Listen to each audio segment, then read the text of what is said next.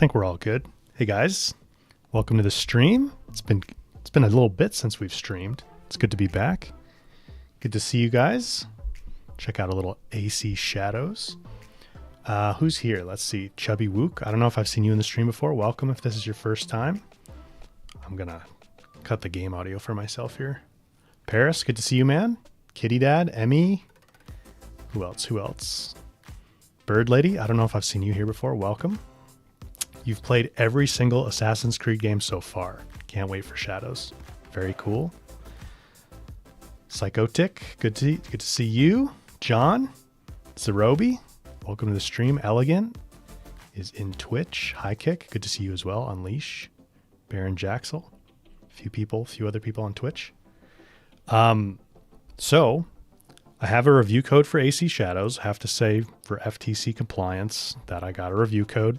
Thank you to Ubisoft for sending that over. We're going to check out like maybe just an hour or two of gameplay. We're not going to do any of the main story because I don't want to spoil anything for anybody. Let me get us over here with game audio and everything. And technically we're not supposed to show anything that's beyond, I think it's 30 hours of, they just said 30 hours of gameplay, which is kind of nebulous, right? Doesn't really define exactly where you're supposed to be, but I loaded up a little bit of an older save here so that we could go back and do just some like side content, not spoil any of the main story. I have a lot less of the map unlocked here, but I have quite a bit of stuff. I don't have like all of Yasuke and Naoe's weapons unlocked in this save because it actually takes quite a while to do that. But we'll start with Naoe. I think most people are interested in playing as Naoe. So I'm on PC with this, but obviously it's also on PlayStation and Xbox as well. And they did send me a PlayStation code too. I have not had a chance to play with that yet, but I can answer people's questions about that maybe on Discord afterwards. But yeah, I think we'll maybe just go like clear a castle to start. And I'll answer questions, kind of give you guys my thoughts as we go. So feel free to pop your questions in the chat. This save, I think, is about 20-something hours in. So, I mean, one of my immediate impressions is the game is really big. It's definitely a long game. I've played probably like 50 hours so far total. And there's a lot left to do still. So I'm actually on a building here that does not have your typical Assassin's Creed like viewpoint jump into a haystack. So we'll just drop down.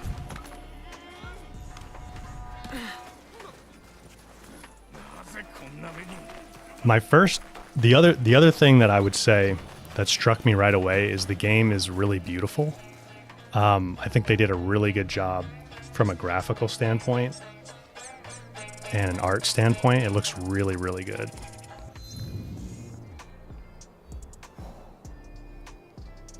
Let's see, where am I going to go here? That's not going to be... Yeah, this should be fine. So you can switch between characters anytime you want.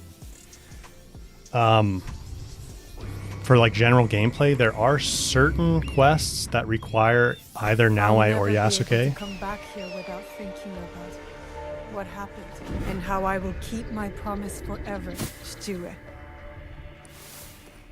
And then when you start the game, you actually have, I was surprised, you have quite a few hours you need to get through playing as Naoe for her sort of like opening. And then you have to play a few hours of Yasuke as well. And then after that, you can pretty much switch whenever you want. Zerobi, do you unlock new weapons in main quests or side quests? You unlock... Well, it's both, really. We're going to get some new gear clearing this castle. So actually, I should go back up to the top and show you guys. You can hover over any of the castles. There's a bunch of them, pretty much one castle in every major settlement. And it'll show you there that you'll get a piece of gear for clearing this. But to do that, you have to defeat the samurai daisho that are at each one, which are kind of like mini bosses. They're just tougher samurai guards that are here. And so part of the challenge is finding them. You got to go find the samurai daisho, and then you've got to beat them, and then you can go unlock the chest. So Naue gets eagle vision like you would have in a lot of other AC games. So she can actually see through walls and things like that.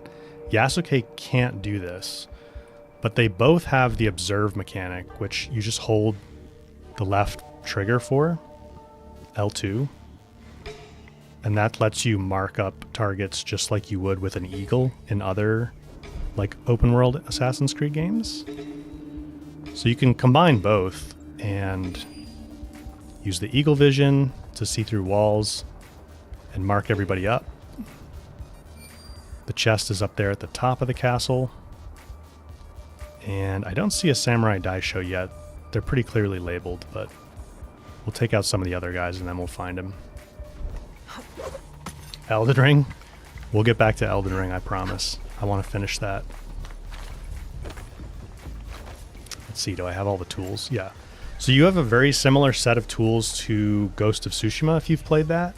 You've got kunai, and you can throw the kunai to kill if you get a headshot. You've got bells, which you can lure people away or towards you with. And then you've got smoke bombs as well. So let's just hop down and I'll pop a smoke bomb.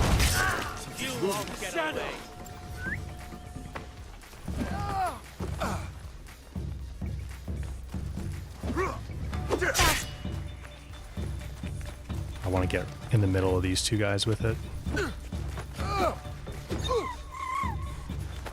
I'll slit your throat. I think my controller... Hang on a second. I've been having a little bit of trouble with my controller cable connecting. Let's get this back in here. There we go.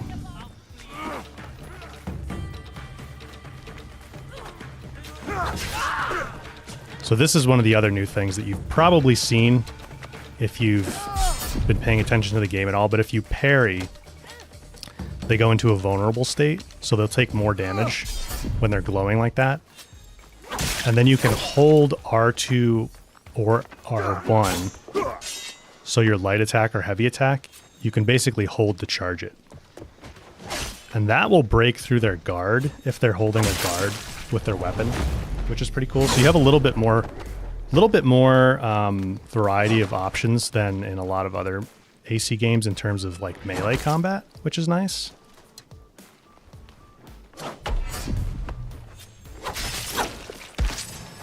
These guys are pretty squishy compared to the gear that I have here. This is kind of a earlier castle that we went to. So even though Naue is obviously the stealth character, you can definitely play her. She can be pretty brutal if you want her to be, especially when you get a lot of good gear. It's very dependent on getting good gear. So a lot of the build potential is all in the gear. There are various skill trees, which are called masteries. So like Naue has a katana skill tree. She has 3 weapons. So she's got the katana, and she's got a variety of passive and active skills for that. And then you've got the Kusarigama, which is kind of like a ball and chain on a little scythe that she can whip around. And I have that equipped. We can play with that too. And then the Tanto is kind of like a short dagger that's similar to the Assassin's Blade. And then she's got a set of skills for her tools. So like the kunai and the throwing stars and the smoke bombs. And then she has the assassin and shinobi skills are kind of just a set of general skills and abilities that she has. So the active abilities on the right, it's kind of like AC Odyssey or some of the other more recent ones. This guy's asleep. I haven't found a way to like wake them up to force them to fight you. I think they just sleep pretty much. If they won't die to a single shot, then they wake up, of course, but let me get some of your guys' questions though. Kitty Dad, have I noticed any crashes? I haven't had any crashes on PC. Again, I haven't played on console at all yet, but it's been running really smooth. It runs a little bit heavier than I would want. Like I'm on a 4090 and I'm getting between 60 and 90 FPS, which is good with everything cranked up, but I would expect a little bit more. Maybe I'm just spoiled by Horizon and the Decima engine, but yeah, it runs really smooth. I have not really had any glitches or anything. Marvin, good to see you as well. Marco, I have a very soothing voice. Thank you. Can you turn off the glow and can you still tell if they're vulnerable? That's a good question. I have not seen a setting for turning off the vulnerability glow, like when you parry them like I was doing, but there may be a setting for that.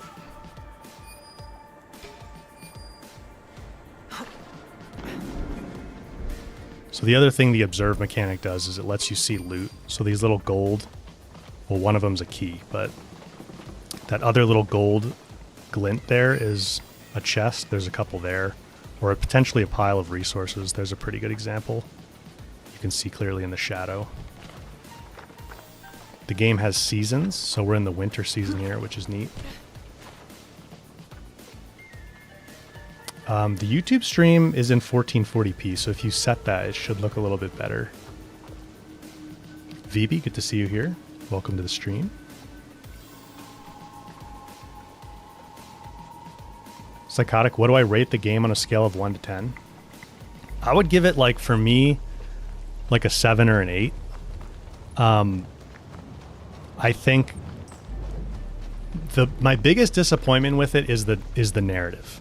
I'll tell you that right now. Like, I don't think it's a bad story, but it's kind of just like an average story, and I was really hoping that it would be a step up for the franchise in terms of storytelling.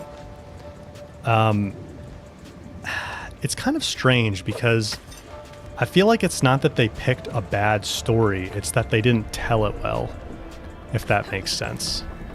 Particularly like the writing of dialogue. So a lot of their dialogue, like Naoe's and Yasuke's lines, I don't really love. And like the conversations between characters are just kind of meh. So that's kind of the lowest point for me, is the story is not great. So if you're really into having a good story in the game, then this might not be for you. But exploration, I think the gameplay is pretty fun. The gameplay gets a little bit repetitive because the enemies, there's not a huge variety of enemies and they all do very similar things. But the gameplay's been pretty fun for me so far. That box that I just looted is some rations, so that's healing. And actually the chest is not at the top in this one, so we'll have to find it somewhere else.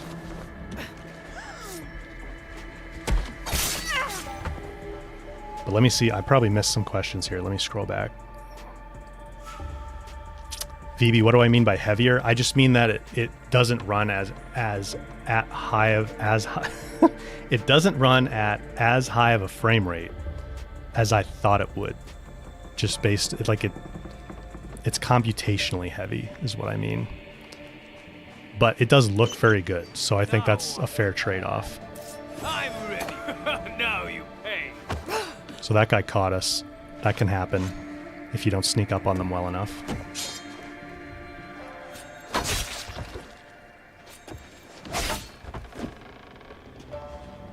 So you'll see that little icon, the blood drop under his health bar. I have a weapon that has a bleed mechanic to it right now. So that's a status you can build up. I'll show you that in the inventory. There's 3 different main status afflictions in the game. So you can see on the right, this weapon has a weapon DPS, so it has damage stat 207. And then it's got a posture DPS, which is posture are your like charged heavy attacks, or your charged attacks. You can charge an R1 light attack. You can also charge an R2 heavy attack just by holding those instead of tapping them like normal. So you have a damage stat for just like normal hits. You have a damage stat for when you hold to charge an attack. You have an ability damage stat, which is when you use I'll be sore tomorrow. the adrenaline. That's the gold icon. That's the gold like diamond above my health bar in the bottom left there. And that's when you hold R2, and then on the... Oh, it's behind my camera, isn't it?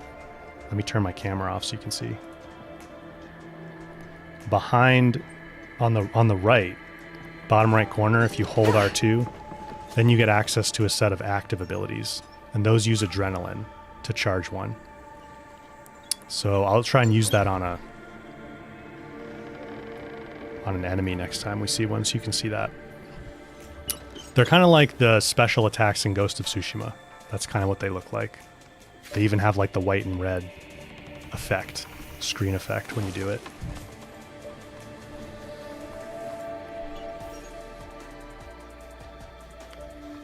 Whose gameplay feels better on Leash? What do you mean, whose gameplay feels better? Have I played Sekiro? No, not yet, but I want to. Does the game have an inventory limit like Odyssey? Kitty Dad, that's a good question. I have not hit an inventory limit, but in the hideout, which we'll go check out the hideout in a bit, there is a storage chest. So if you do have too much stuff in your inventory, then even if you just want to clean it up, like you can put stuff in the storage chest or the stash. I saw something. Here, let's use the ability on this guy. You will regret this. So that was the ability attack. Now I don't have any adrenaline left. You build up adrenaline by basically landing hits. And it's pretty quick, so you can use the abilities pretty often. They have a little bit of a timer recharge, but it goes pretty quick. So this is the chest that we want, but we have to find all the Samurai Daisho and kill them first. Is Norma here, VB? No. I'm pretty sure she's trying to go in completely blind. She's pretty excited, and I think she's going to like this. So, I get it. If it was Horizon for me, I'd want to go in completely blind too. Alright, let's see if we can find these Samurai Daisho. Oh, Unleash. Does Naoe's combat feel better or Yasuke's? I definitely like playing as Naoe better. Like, she's way faster. Yasuke is really like kind of lumbering and slow. He also doesn't climb very well. So, and he doesn't have the grappling hook to do like let me find a good overhang. I can do it right here, but you could also just jump up there if you wanted to. Like, Naoe gets this L1 prompt, so she can just grapple up on overhangs. Yasuke doesn't have that. I don't think I can switch mid-mission. Let me see. Oh, it will let me here. Oh, no, it won't. Yeah, so if I'm in the middle of a... See, the compass has a red line on it. I'm in the middle of a restricted area, so I can't switch them. But we'll switch in a minute. I'll show you Yasuke. I definitely think most people are going to prefer Naoe, because she can kind of do anything. Like, she's definitely supposed to be designed for more stealthy gameplay, but you can build with her equipment to make her pretty deadly in combat. Let's see, I do have a Kusarigama here, right? Yeah. So you switch weapons in the bottom left there. You just tap right on the D-pad.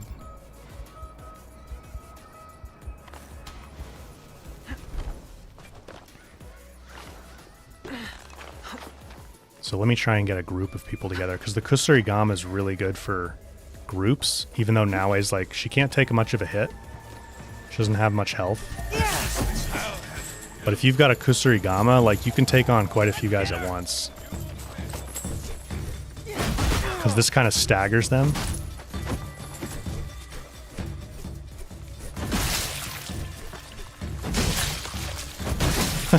Maybe we should have gone to a tougher castle. This one's a little bit easy.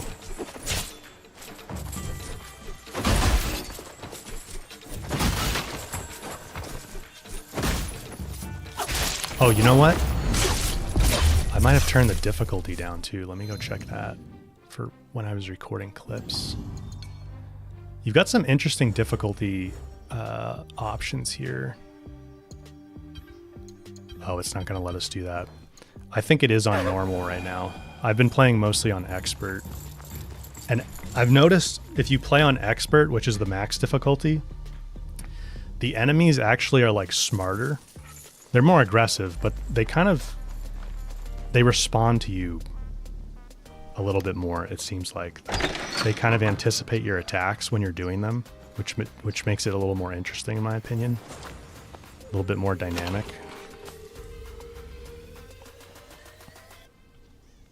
So this is kind of an interesting mechanic. You can mark, and actually I should because I think I have a lot of scouts available. Yeah, bottom left there I have 4 dots, so it means I have 4 scouts available. You can mark stockpiles you find like this for your scouts to come steal and bring back to the hideout, and you get those back at the end of a season. And the seasons, you can see in the upper right there's like a compass with a snowflake in it. That keeps track of the seasons. So every half of the compass, it changes seasons, and it's not time-based. It seems to be based on like your progression of getting XP and completing objectives and things like that. They go pretty quick though. So I think in terms of time, like while you're playing, it's probably every 30 minutes or so that the seasons change. Amy, the game looks a lot like Dying Light 2. Movements, prompts, parkour. Yeah, I haven't played Dying Light 2, but that's a Ubisoft game, right? Pretty sure AC Shadows is Ubisoft Quebec primarily. So it may be the same studio. What other questions did I miss here? Let's see. Oh, Justin, what is meant by wealth? So that's what I was doing with the stockpile, actually. So you'll find the stockpiles in these little red icons on the map, which mean that they're basically guarded areas, like they're dangerous areas to go into. This one is wealth low, which just means it doesn't have a lot of stockpile stuff there for your scouts to steal if you go find it. So you generally want to try to find wealth. There's wealth low and there's wealth high. So let's see if we can find a high one somewhere.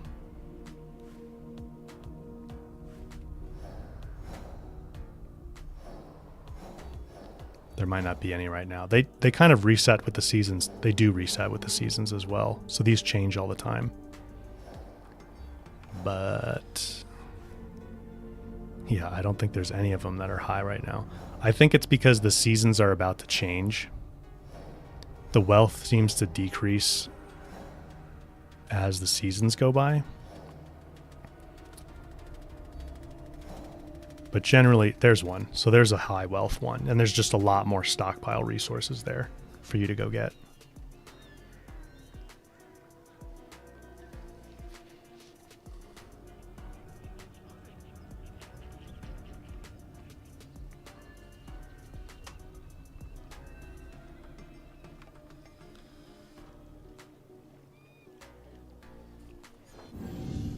All right, let's find these Samurai Daisho, and then we'll go do something different. We'll check out the hideout. The hideout's actually pretty important. I thought I wasn't really going to enjoy the hideout very much because I don't really care for, like, you know, customizing a space or anything like that, which you can do if you're into that sort of thing. I think I saw something out. Please, danger! But and I don't spend a lot of time customizing my hideout, but the buildings actually give you a lot of good passive benefits. So I kind of enjoy that mechanic of finding a reason to go get resources so I can build buildings in the hideout that will actually do something for me. And those are some of the resources like silk, iron, sand. You need that to build buildings with.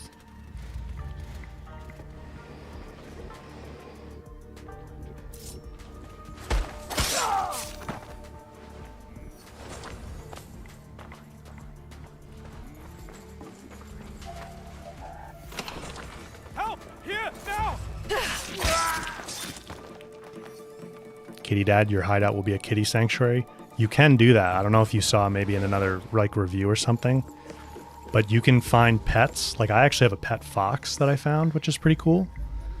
And you can bring them to the hideout and set it up, and you can like make as many copies of that pet as you want. So you can like have 50 cats in the in the hideout if you want to. or foxes or dogs. I haven't found other animals yet. Okay, there's a samurai daisho. He's got the helmet icon on him.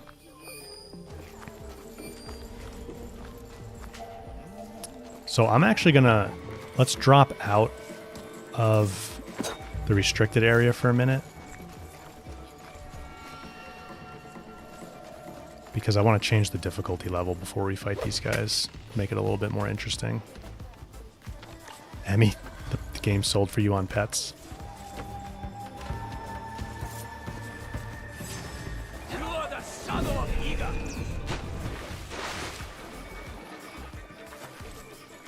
Okay, it should let us now.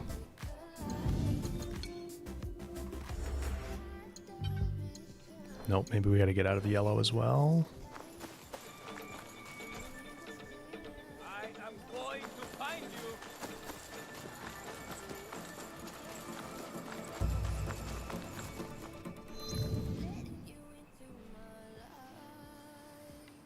Kim, does it have current day gameplay like Valhalla? No, not really. I have not come across anything like that yet, at least. So you can actually, yeah, I did have it down to normal. So you can adjust the combat and stealth difficulty separately, which is pretty cool. It's nice to have that customizability. I've just kind of whacked them both up to expert and rolled with that, but... Phoebe, who am I? Is this guy actually playing stealth? Yeah, stealth is not my forte. Not what I default to.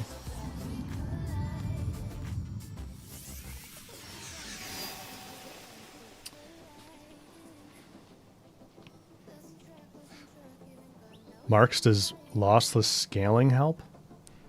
In this game? Are you talking about? Or are you talking about Elden Ring still? I have... Let's see how I set it up.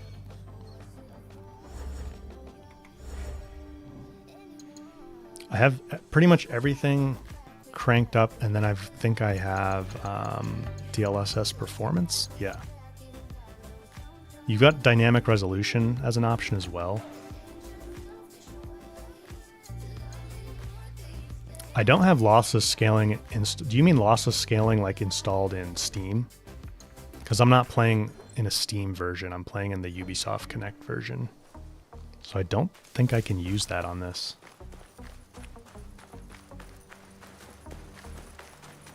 All right, we need to get back in there.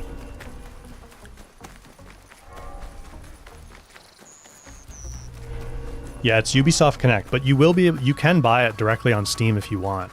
They just didn't provide Steam keys for review. They only provided Ubisoft Connect keys for review. Although it was nice, they said they would send me a Steam key afterwards because that's what I wanted.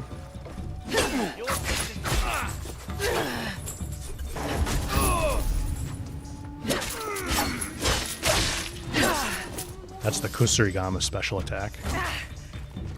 Whoops. Took my hands off the controller there. Okay, that is also one of my complaints, is specifically, and that's actually a pretty particular situation, but when you're up on these platforms, like on the edges of castles like this, there's a little roof ledge here next to the edge of the platform, and sometimes I think the parkour system gets a little confused about where you want to go. So like I dropped down there, but I wasn't trying to drop down there.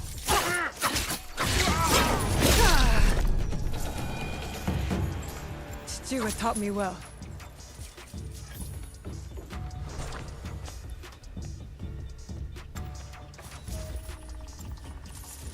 Let's get the katana back out.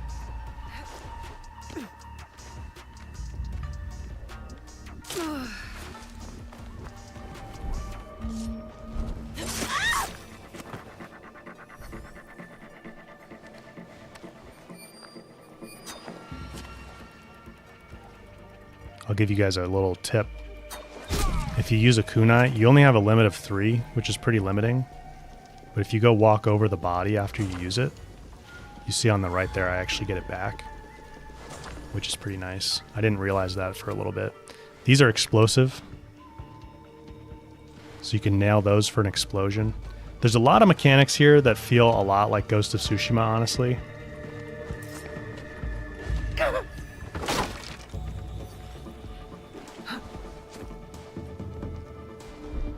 There he is. I saw that.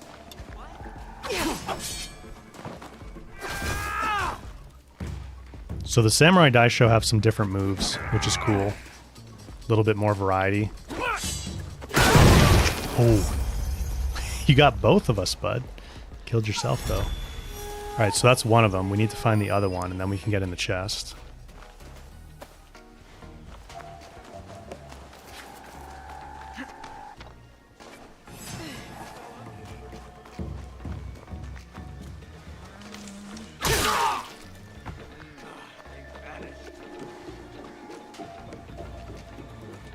We'll have to see after the stream if YouTube demonetizes the stream. It doesn't like blood. So in my videos I've been... Allie, my editor's been changing the color of the blood to pink so that we don't have that problem, but I can't do that live on stream, unfortunately. There is a setting to lower the blood effects, but I don't have that on right now.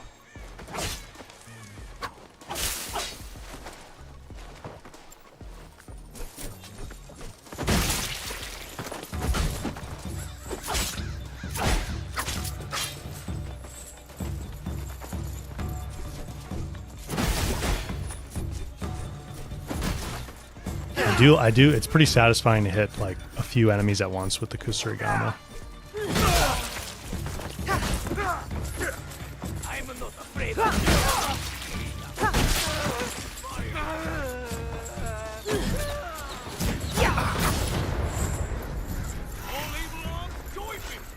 I'm ready to answer. They call in like a volley of arrows when they hold that up.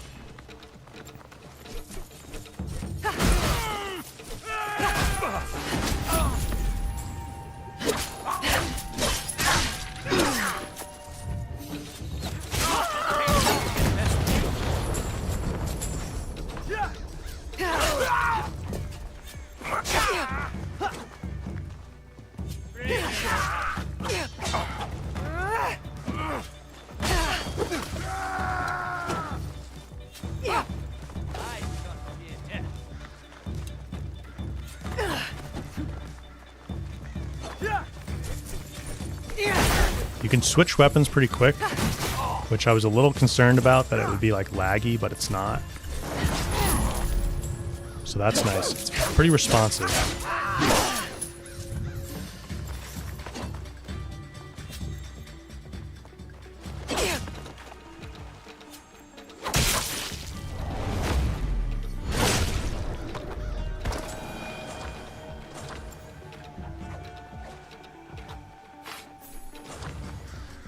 Yeah, it is a good... It's definitely a good crowd control weapon. Unleash the Kusarigama. You can pick a legendary one up. I think I have the legendary one equipped, don't I? Let me see. Yeah, you can pick this Death Whisperer one up pretty early by doing a... Let me see which quest it was.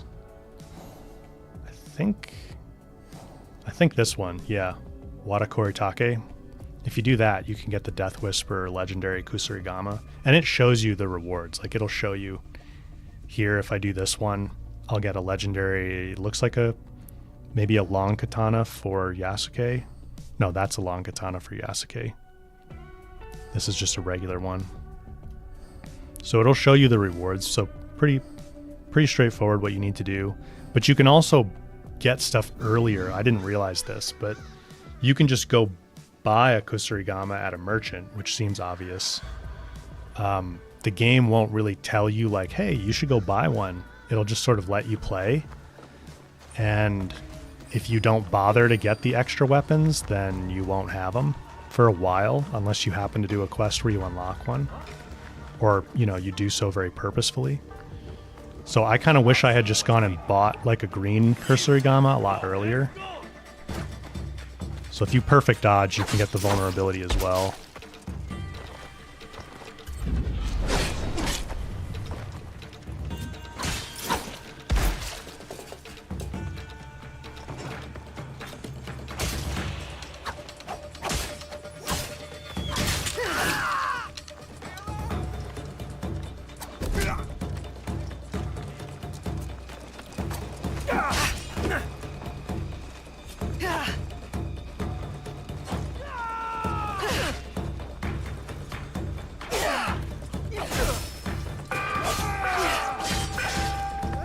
Oh, I didn't get the bell. They're calling in more enemies. So bleed, when you build up bleed, you get a big chunk of damage, basically like Elden Ring. I'm not an expert at Elden Ring, not yet, but pretty sure if I remember correctly, that's how Elden Ring works. Or bleed does in Elden Ring, I should say.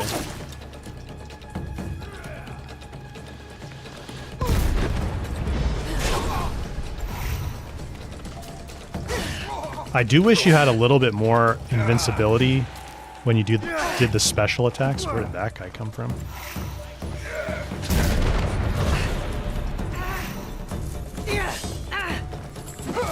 So we were burning there. Oh, the Guardians are tough. These guys are like actually even tougher than the Samurai Daisho.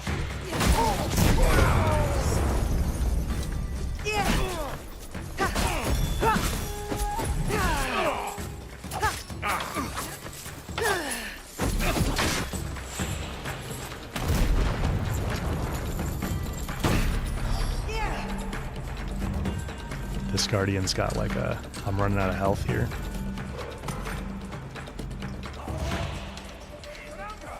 So you can disengage very easily. Like, they're not very smart in terms of coming to chase you. And they don't really come up on roofs to get you very much. So it's pretty easy to disengage when you have to. But it's also very hard to find healing when you're out and about. Those ration boxes are kind of your only option. Or going back to a little hideout. Like, there's kind of mini hideouts you can go to. Oh boy. Not a good room to run into. Let's see if we can find a little bit of healing somewhere.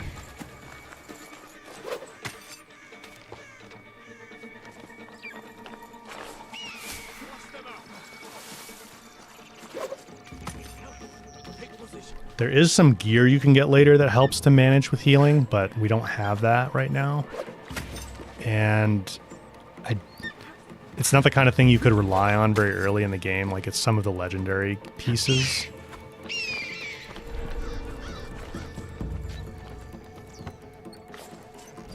Typically you have a trapdoor on the roof you can go in, so here are those rations. Grab those.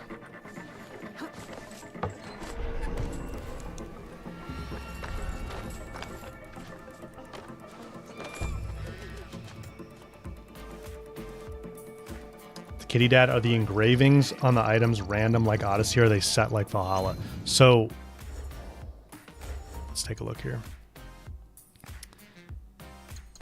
They're set, you have, so like on a legendary piece, right? I actually engraved this. Let's take a look at some of my other pieces where I haven't.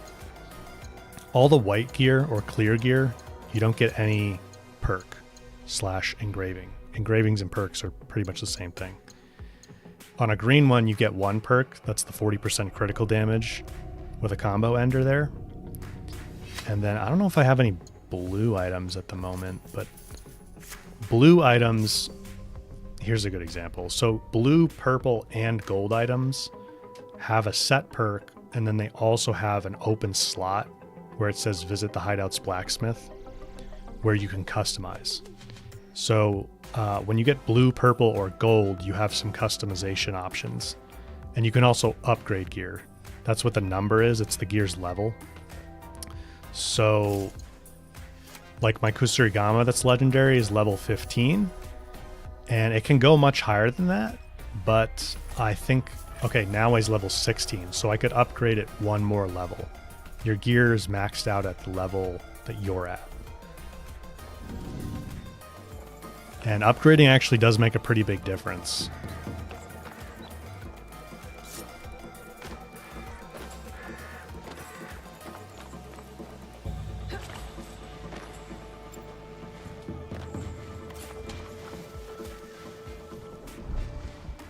Those guys both go inside.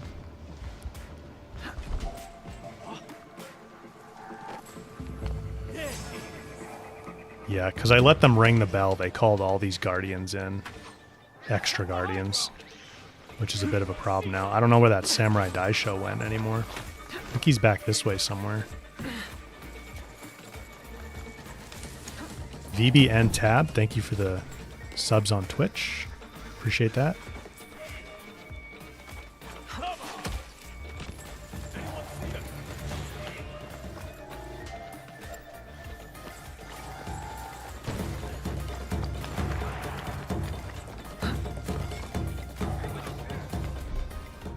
The other thing with expert difficulty is they can see you on roofs, whereas normally they can't see you when you're on a roof. So that makes it a bit more challenging. The throwing stars aren't really meant to do a lot of damage. They're more for like knocking out lanterns at night so you can create dark places for yourself to sneak through, which is pretty cool. But they did enough damage for us to get rid of that guy.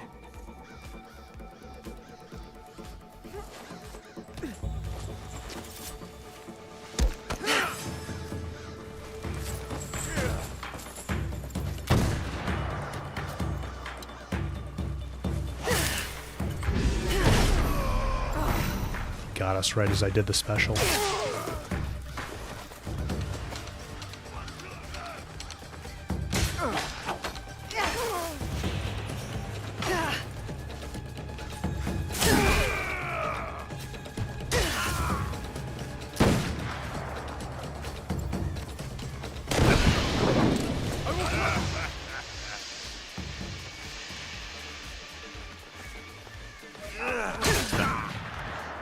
So you can do that with the smoke bombs, like in Ghost of Tsushima, where you can just kind of pop it and then get off an assassination, which I'm pretty sure you could do in AC Mirage too. We're gonna take way too much damage here.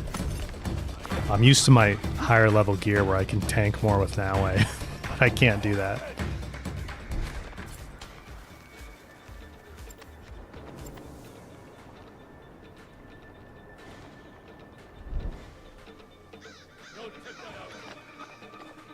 Really, we just need the Samurai Daisho if I can find him again. And then we can get the chest.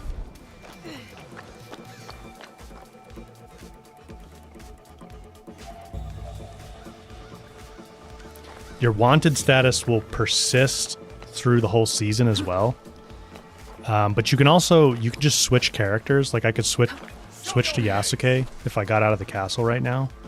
And he is not wanted, so the wanted status doesn't transfer between characters. But it hasn't really been much of a problem, I've found, because the seasons go by pretty quick and then reset it.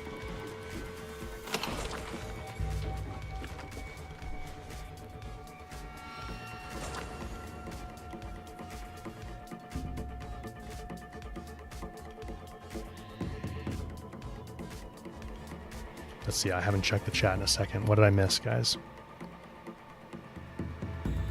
VB newcomers in the chat, go over my impressions. Yeah, so my overall impressions are, it's a really big game. If you like a big open world, there's a ton to do here. This save that I have loaded doesn't have much of the map uncovered, but there's a ton to explore. It's really beautiful visually and graphically. And I thought that was really good. There are a lot of like empty areas in the map, so it kind of depends on what type of exploration you're looking for. Let me run out of here real quick.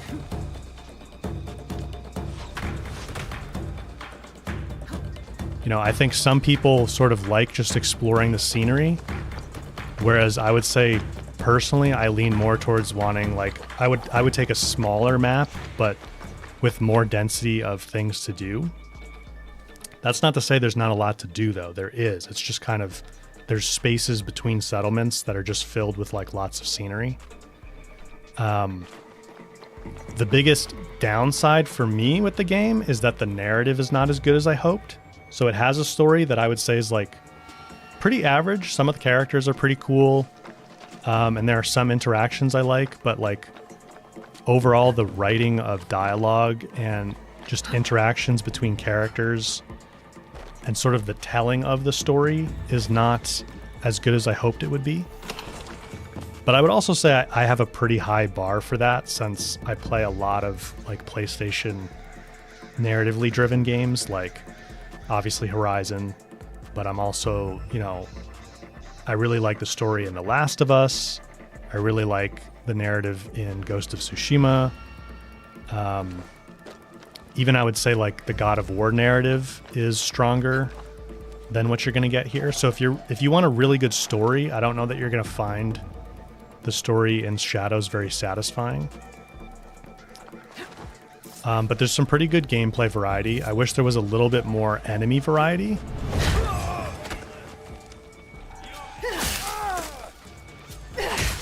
We're seeing actually some decent enemy variety right now with these Guardians. This is kind of these are kind of the coolest guys that you fight outside of some of the tougher bosses, I would say.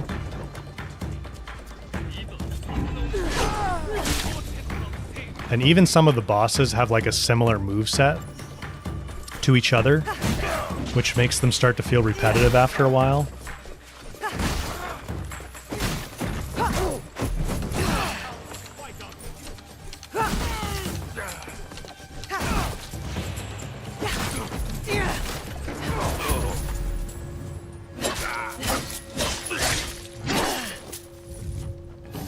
So overall, I think somebody asked me like, what would I give it out of 10? I'd give it like a 7 or 8 for myself. I think if the storytelling was a lot better, then it'd be like a solid 8 or 9. Oh, I did not dodge that rifle.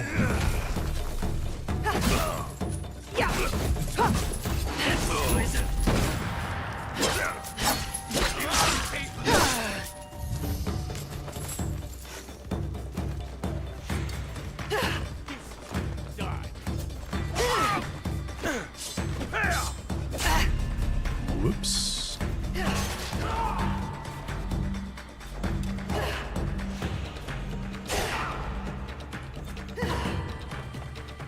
No one can save you.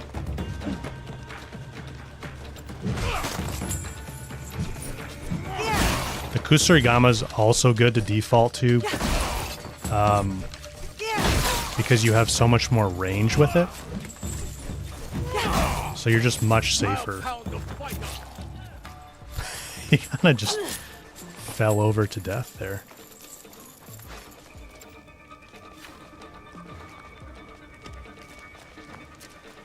Let's go see if we can get some more rations.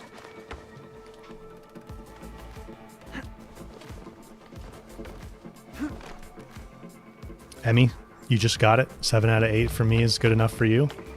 You're a pretty big AC fan though, right? I think you'll enjoy this. It's definitely, I would say, the best open world Assassin's Creed game that they've done. I played Odyssey and I played Origins. I did not play all of Valhalla. I just couldn't really get into it for whatever reason. And then I think I played maybe 10 hours of it or so, and then I got distracted with something else and never went back to it. So I can't speak too much on Valhalla, to be honest. But with Origins and Odyssey, I really liked both of those for different reasons. I think Origins has a better story and better storytelling than this. But I think it's the best open world Assassin's Creed they've done overall. So if you like the open world Assassin's Creed games, like any combination of them or any one of them, I think there's a very good chance you'll like Shadows a lot. If you're the type of person coming at this where like you love Ghost of Tsushima and you're looking for something that's going to scratch that itch before Ghost of Yotei, I think you'll probably be disappointed by the story, if that matters to you a lot. This is one of my other complaints about the game. At night, it starts to get really hard to see things. And unless there's light sources nearby, that can be kind of annoying.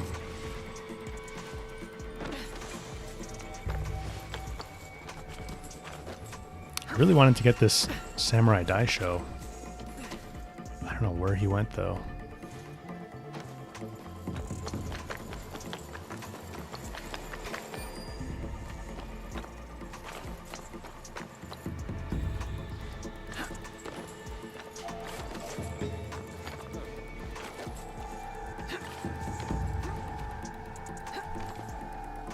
I mean, you loved Origins and Odyssey. Unleash Valhalla was a good game, but not a good AC game. What do you mean by that? That's interesting. That's an interesting way to put it. Justin, the story and voice acting is bland. That's kind of what I'm saying. Like, it's, I would call it bland. I think it's kind of average. Like, a lot of games have storytelling and voice acting that's roughly like this. And there's actually, like, some of the side quests, you'll notice, I think, have a much better quality writing. And somebody paid a little bit more attention to, like, cutting the audio interactions more so it feels more natural.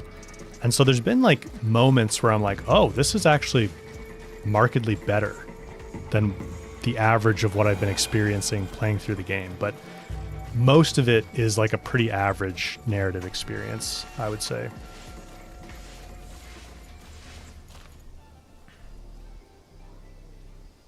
Unleash, you feel like if it didn't have Assassin's Creed in the name, Valhalla didn't have Assassin's Creed in the name, more people would have played it? Maybe.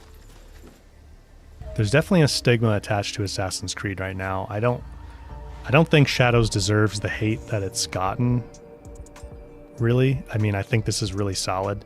It's not buggy. I have not found any significant bug yet. I have not had it crash on me at all. I'm running it on a really high-end PC, mind you, but it seems very polished, which it should be since they delayed it a bunch, right? Please want to take a minute.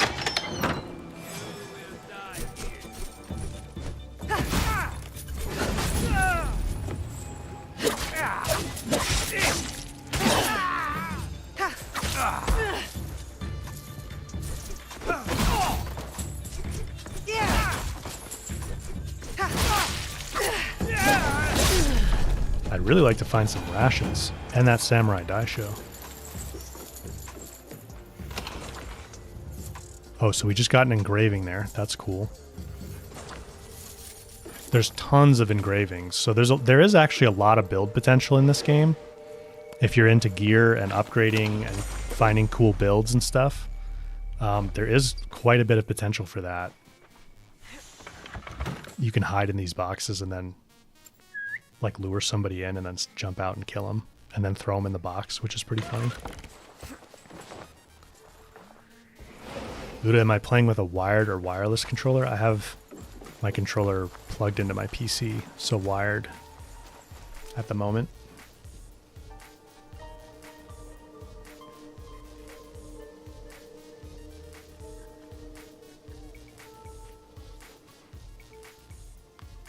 Emmy, thank you so much for the $25 donation.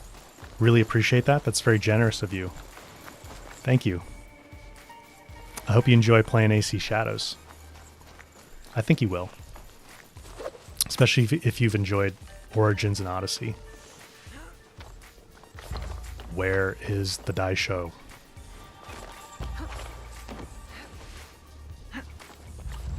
So this is something else that's like a nitpick for me. Night lasts really long, and maybe I've missed something, but there is no way to change the time of day, I don't think. I don't think I've missed that. Maybe there's some sort of building I haven't unlocked yet or found like a recipe for or something, but I don't think you can change the time of day. And I know it's Assassin's Creed Shadows, right? Like, that's kind of the point, is to be able to sneak around in the shadows. And that does work. Like, that is really actually a mechanic. If you're in the dark, even if you're like right next to an enemy, they can't see you. Unless you get right up on them. So it is a cool dynamic stealth mechanic. But sometimes it just gets really hard to see, especially when you like find cool hidden caves and stuff. It just gets really dark in there until you can find some light sources to light up. And it can be a little bit confusing. And I think a lot of people are going to find that difficult on, you know, anything but an OLED screen, basically. I'm not playing on an OLED screen right now. My main monitor is not an OLED.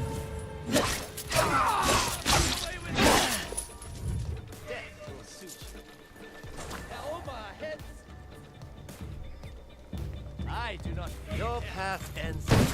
Oh boy. Your path ends here.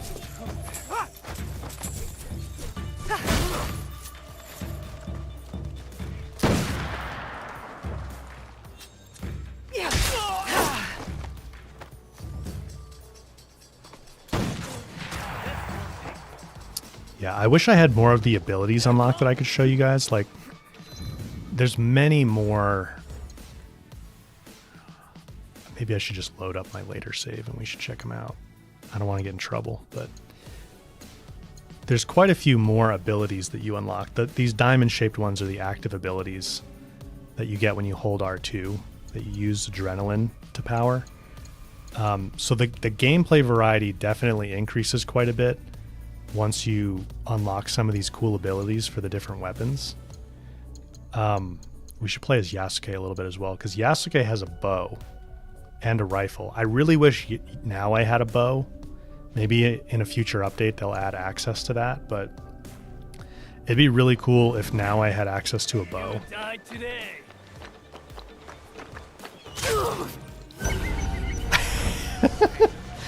That guy had a bow. Awesome.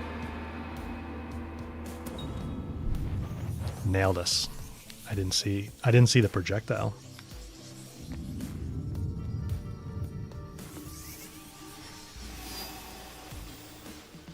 Okay, put us back in here. Pretty forgiving. That's pretty typical for an Assassin's Creed game. They don't make you like start the whole thing over. Oh, Samurai Daisho. Where are yo? Luda, does it support haptic feedback on PC? Yep.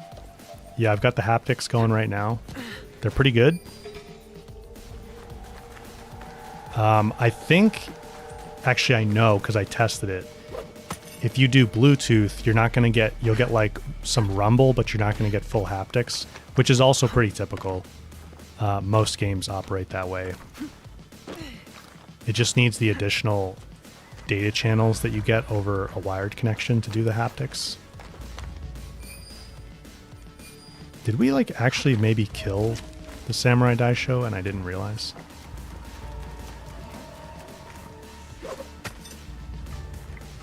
The second one.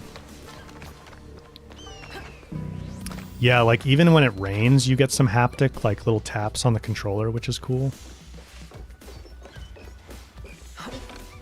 So the haptics are pretty good.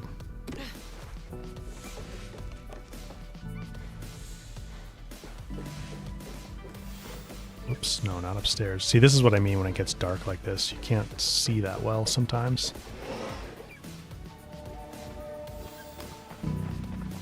Oh, we must have killed him at some point. There we go. Been running around for no reason. So which ones did we just get? Something with Kunai I saw.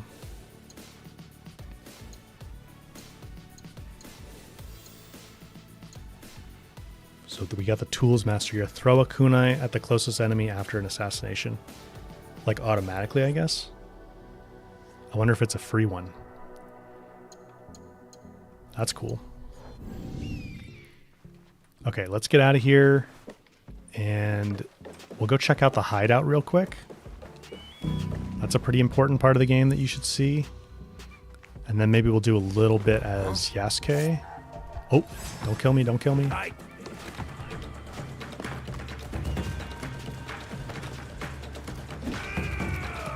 Run! Mr. Doran, you saw me. You saw me kill the 2 Daisho? Well, why didn't you tell me sooner? No, I'm kidding. I should have been paying closer attention. The game's very dark, Blind Man Gaming. Yeah, at night it does get dark, which is one of my gripes. Like sometimes it's hard to see what you're doing.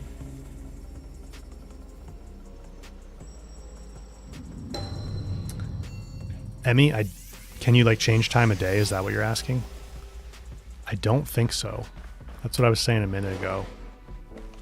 That is also like that ties into my Small frustration with the game being dark. So you get this outline around Naue, or Yasuke if you're playing as Yasuke, but it doesn't seem to always work like when you'd want it to, and you have to be crouched generally. Although I've seen like running through vegetation, you'll get it even when you're standing upright.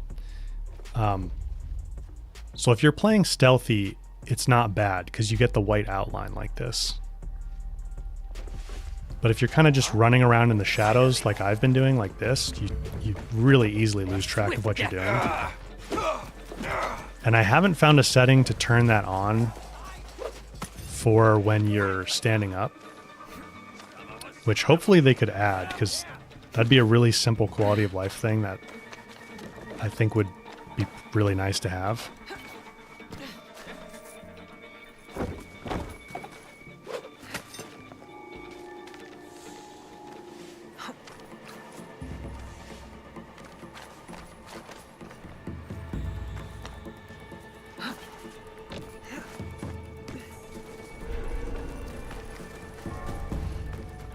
Okay, so actually let me just reload this save so it's daytime, and then we'll check out the hideout and we'll do a little bit of gameplay with Yasuke. I think this is the one I was using.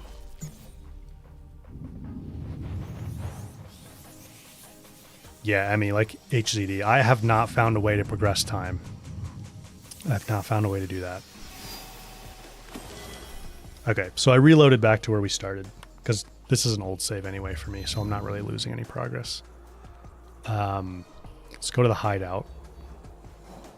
The hideout's actually, I kind of thought in the marketing that they were saying the hideout was sort of like a disconnected area, but it's actually on the map. Like you could walk to it if you want to, but we're going to fast travel there.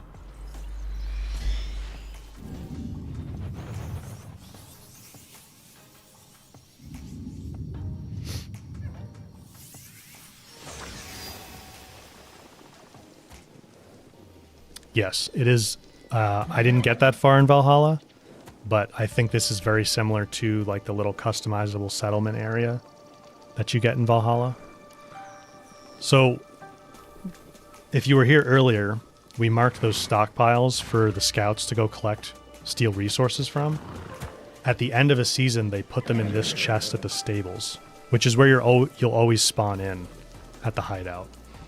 So you always want to check that. Because you'll often, I was forgetting for a while, and then I had like a ton of resources in there. This is one of the allies I unlocked, Yaya.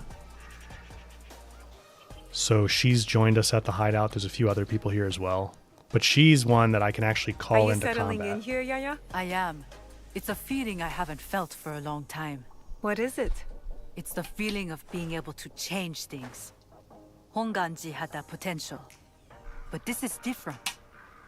I'm grateful to feel this again.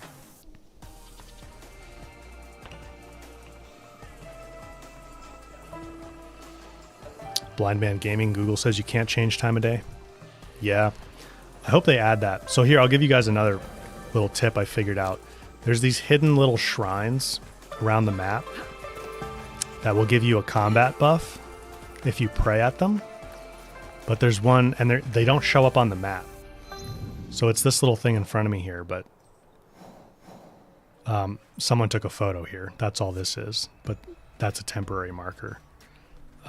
You wouldn't always see this here. But these little shrines are all around, and if you pray at them, you get a combat buff, which will show up in the bottom left, little blue icon in a second. And you can't really, it's hard to keep track of where they're at on the map, but there's always one here at the hideout, which is nice. So we got affliction buildup. And there's like 8 different, there's the little blue icon in the bottom left. You can keep praying at them to get different ones. It's a random every time.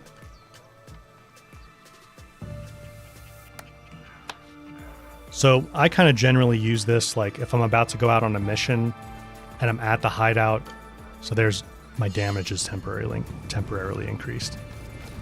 That lasts about 30 minutes, I think, right now. I have a building here in the hideout that boosts how long it lasts by 15 minutes. I think by default it lasts 15 minutes, but I have an additional 15 minutes. So you modify your hideout by interacting with this little workbench. And then it's a bit like The Sims, you know? You can go around in here and you've got a grid where you can place buildings. So the stables, this is where we spawned in. We spawned in right there. And then we ran up this path.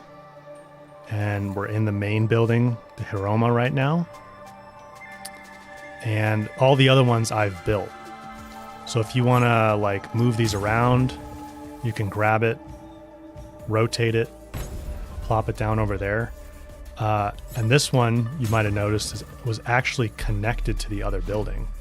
So some buildings, if you get them right up next to each other, they'll like fuse together, which is neat. And then they like share a roof and they look like one bigger building. So that's kind of cool. And I don't have much unlocked. Let's see. Yeah, I don't think I have really anything unlocked in this save because I haven't found them yet. But you can change the wall texturing, so you can make it look different on the walls. You can change what the roof looks like. There's like different skins, although I haven't found any of those yet in any saves, so I don't really know what those are yet. But there's quite a bit of customization here. And then if I hit square, bottom center there, like an improved settlement system for Valhalla, yeah. You have a list of different buildings that you can construct. So I've constructed quite a few. Let's see, the Jinja. Yeah, this one gives the effect, praying grants a boon for the next 15 minutes, and all effects of shrine boons are increased by 20%. So that's the one that extends the little blue combat buff. I guess technically they're called boons. The little boon we got from praying at the shrine is that thing right there. And it gets boosted by this building. The Terra will give you 10% extra XP passively. So that's a good one to get early, obviously, because then it kind of just stacks throughout the whole game. And then you've got a forge you can build here. We'll go take a look at the forge because that's where you do all your upgrading and adding engraving perks for customization. And then the stables you get a stables by default, but I upgraded it because this will let you deploy scouts to steal resources with just one scout instead of two. It's pretty expensive to do it at first because it requires 2 per stockpile, but you can get that cost down by upgrading the stables. And then you can get like extra scouts by building a study. And then there's even just cosmetic buildings that are like little walkways. So if you want to place like a walkway between your buildings, I haven't really played around with much of that. But if you're into this sort of thing, you've got some options here, you know. And then you've also got different ground types. Again, I don't have many unlocked here, but you've got all different sorts of ground types. Like there's all kinds of flowers and like cherry blossom petals and things like that you can put down, and little like landscape features like little rock piles and boulders, and there's obviously trees and vegetation you can put down. And then this is the pets too. So if I want to use the fox and have a fox pet in here, I can go put down like a bunch of foxes out here. This is just how you place them. And let's say I want to put like some trees in. You know, you can rotate them.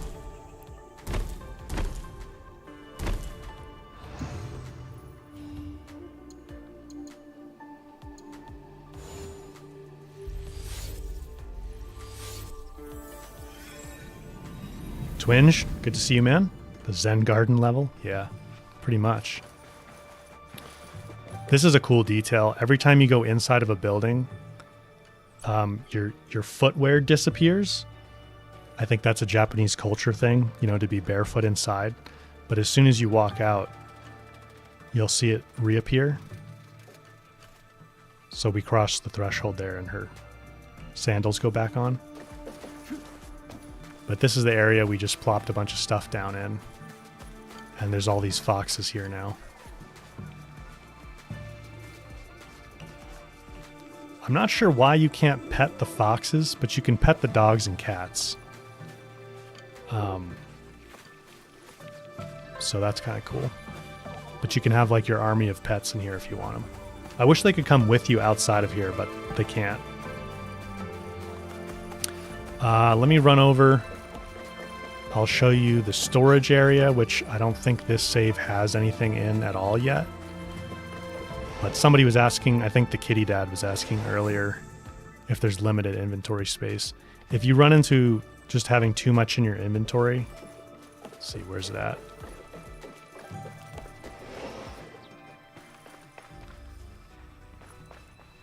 Refill supplies. There's a storage chest right here. So you can move a bunch of stuff into storage.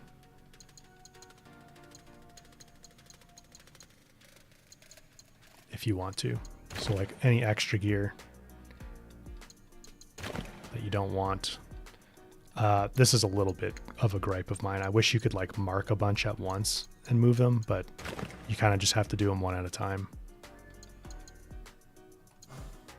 And then you switch to the with L1 and R1 to see what's in the chest and take it back out.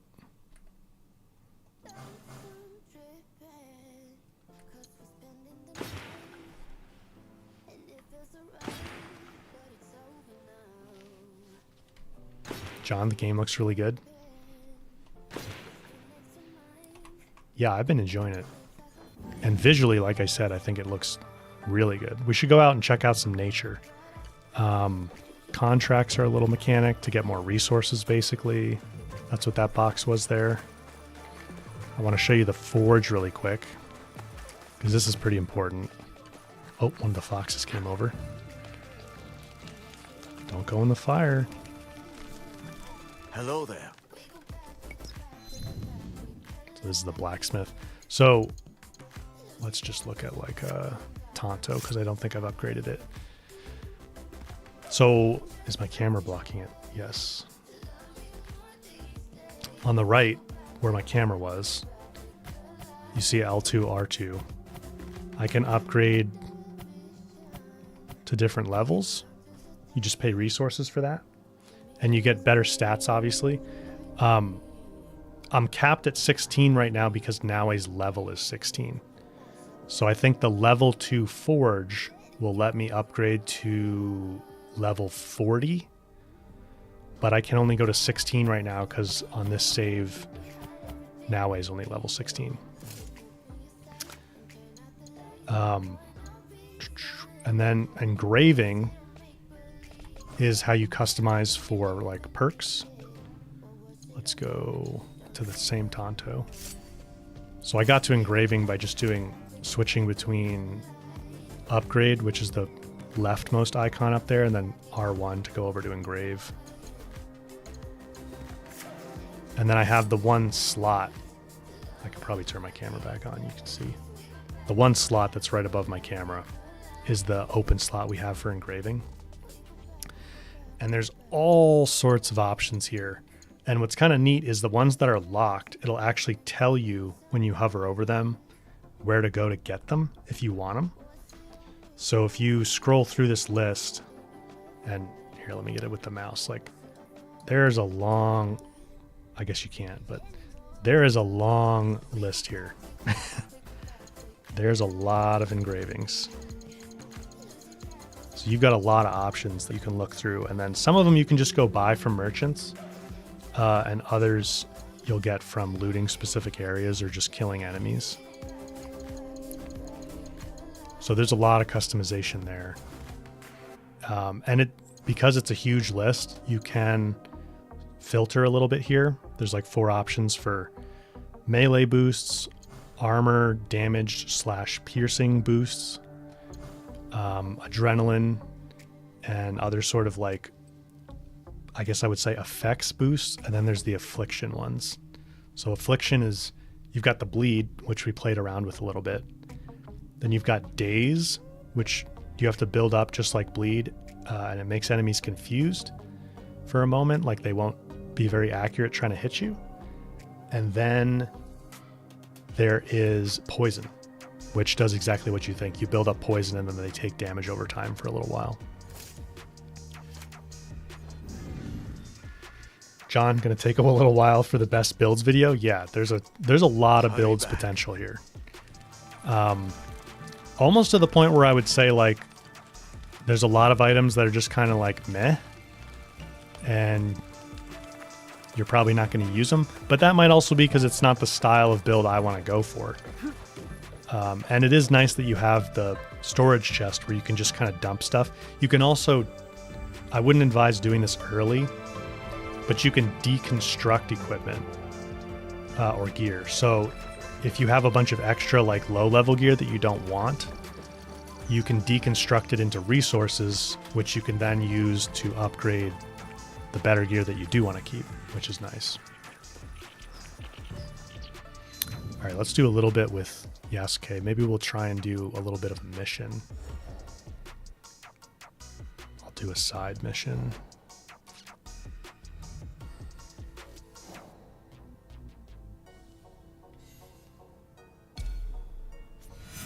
Let's see, where is this taking place?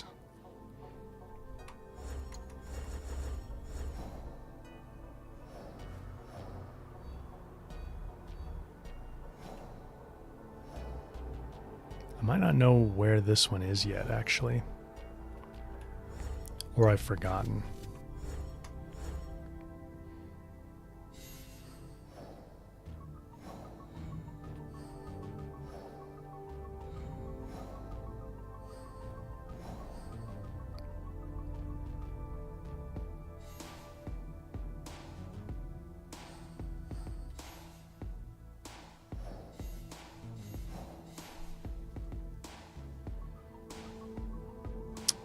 Think. Let's see if this is in a region that would be good to go to.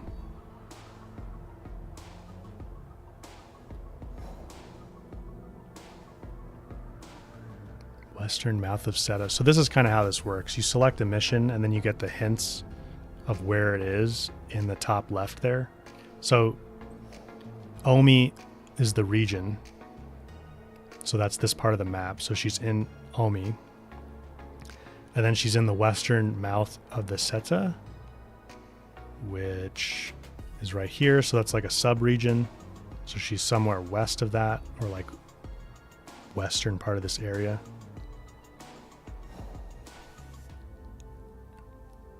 And she's in the Atsu upper district. So one way, if you don't have a clear idea of where it is, you can deploy a scout. So we can show that. That's actually a good example. So I'll hit square here and we can dispatch them. And then they help zero in on where the target actually is. So that one actually, we found it pretty exactly. But sometimes you'll get like a search radius that just gives you a little bit better idea of where to go. And this will actually be a good example of kind of moving between areas. Let's see, what's our closest fast travel point? Probably this one. Guess I haven't been over there yet.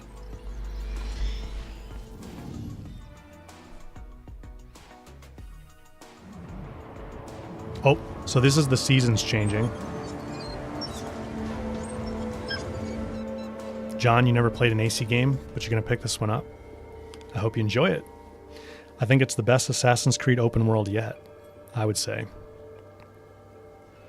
Although I liked the storytelling in Origins better. I think the narrative is the weaker part of the game.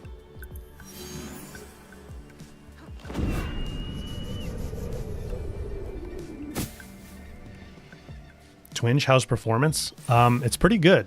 I think I'm spoiled by the Decima engine a little bit, obviously. I was saying that before. Like, I'm used to Forbidden West being able to run at like 120 FPS. And this runs more like 60 to 90 FPS for me. but I haven't had any kind of crashes, haven't had any kind of major bugs or like frame stutters or frame tearing, so it's pretty solid. You have a 4070 Ti, right? I think. So I think you'd be good to go if you wanted to play on PC. You can play on PlayStation 2, of course. So I'm going to switch to Yasuke. You can do that kind of anytime you want. You just go into the inventory, and then there's a button at the bottom center. Luda, I'm playing on a 4090.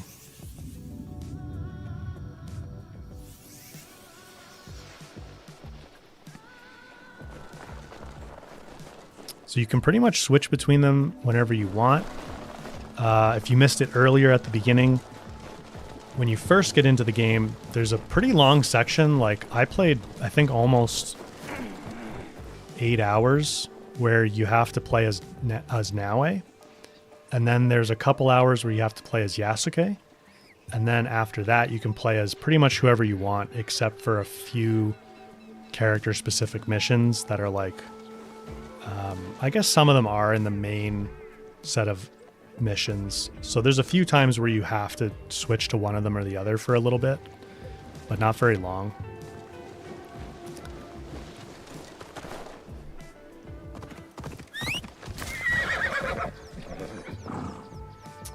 Black Hearts can you change the seasons? So there is that icon there that's blinking red right now. You can when it's about to change on its own, basically. So that was probably lit up a minute ago because the game was ready to change seasons, and it will only do it when I fast travel. That's kind of what triggers it. So it was waiting for me to fast travel, or I could force it manually. But you can't just change the seasons whenever you want, if that makes sense.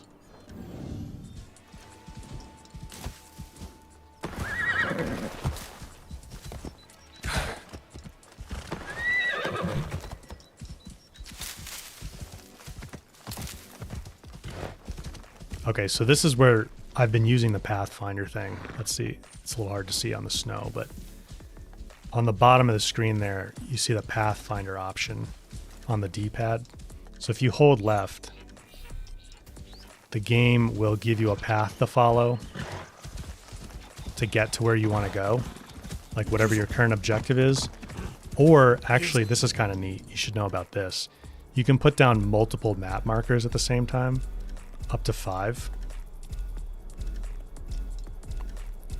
So if you want to like go get this viewpoint on the way, and then afterwards I want to get that viewpoint, I can put some additional markers down, which is pretty nice. I wish more games did that, you know, gave you the ability to have multiple markers. But the Pathfinder is going to take us to our active objective. And I don't really love having to use that, to be honest. But the map is so big that you kind of have to, I think. I mean, you don't have to, but you're going to wander around aimlessly for a bit. So, like, here's something else you should see. Like, let's say my objective was just over here. And this might actually be fine. But if I just went running through the woods, a lot of times you're going to hit a mountain that's not climbable. Yeah, this isn't a good example. Probably the other way would have been a good example. I'll try to get in a minute, but there's a lot of areas of the map that are like very steep slopes that you can't just walk up or climb up. And so you have to figure out a way around them if you're trying to just naturally explore.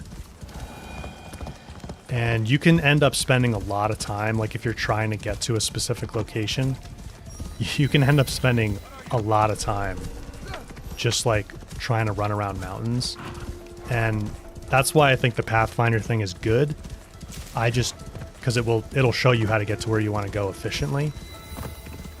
I just guess I personally prefer when like a world is denser and I don't have to sort of struggle to find my way around without guidance. Like I wish I could just find places without having to use Pathfinder, you know. But you get to a point where it's like, okay, I just spent 45 minutes trying to find my way around this mountain. And maybe you found some cool things along the way, but for me, I just wish I could navigate without the Pathfinder a little bit more easily, but I find it necessary to like play efficiently, I guess. But if you like just wandering around, you know, there's plenty of this map to just wander around in. Like I said earlier, you know, where we're at, a lot of the map is not empty because it's filled with like a lot of vegetation and scenery. Like this is a good example. If I just go up here, like it looks great. Like this is really like real woods, you know. Yasuke actually did a pretty good job climbing that. But like we'll get to a point here where we probably won't be able to go up any higher. Yeah, like this. So then you're like, okay, let me try and find a way around this. And then you will, like, you'll find ways around it, but there's nothing up here. You know, this is just a big mountain in the woods. And let's see where I'm at. Like this just probably keeps going with nothing in it for a while, which is, it's not good or bad. It's just the way they designed the map. So you kind of do have to, in my opinion, you kind of do have to use Pathfinder to get around efficiently. If you want to get around efficiently. I wish in these areas they had hidden some like secrets, like caves to find and stuff. And maybe they have. I just really haven't found any yet. I've found a few secret caves, but not out in the woods. And it would just feel like the exploration is more rewarding if, you know, I wandered through the woods like that for a bit and then I found something really cool that maybe gave me a good piece of gear or something if I solved a puzzle or something. But I have not found anything like that. There are secret caves and there's like underwater things too, but they're not way out in the wilderness. At least not that I've seen. Blackhearts, you're going to stream it next month? That's pretty cool. Hope you enjoy that. Phoebe, welcome back. Did I thank you before for resubscribing on Twitch? I think I did, but if I didn't, thank you for that. Appreciate it. And Tab, yeah, I did thank you guys, but thank you again. Oh, this is a little activity here. So sometimes you'll find wildlife. I will need to get closer. I must not make noise. And you do actually really have to sneak up very carefully, otherwise it runs away. The ground is too wet.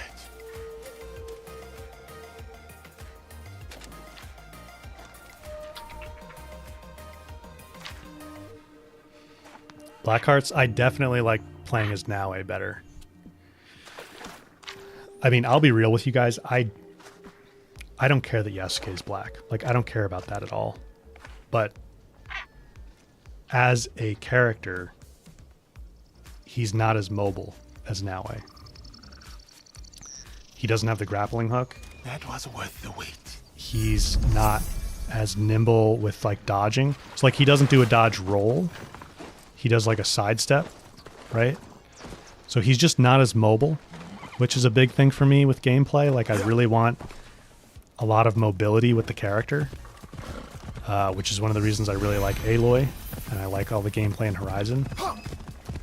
So I don't like playing as Yasuke for that reason, mostly. It's also really hard to climb buildings with him. Like, he won't climb as many things as Naue can climb. But he does have a bow, and I like bows. So I like that. And he is way stronger in melee combat. Like, there's a part of me where you would on paper say, like, I should like playing as Yasuke because I don't default to playing stealth. I usually just engage more directly. And Yasuke is the character that's designed for that. Like, he can take way more hits. He has a lot more health. He's just tankier. And he also deals more damage. But it's the mobility thing for me. Like, I just want a more mobile character.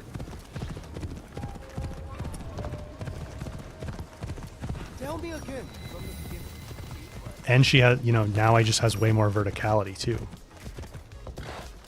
With the grappling hook.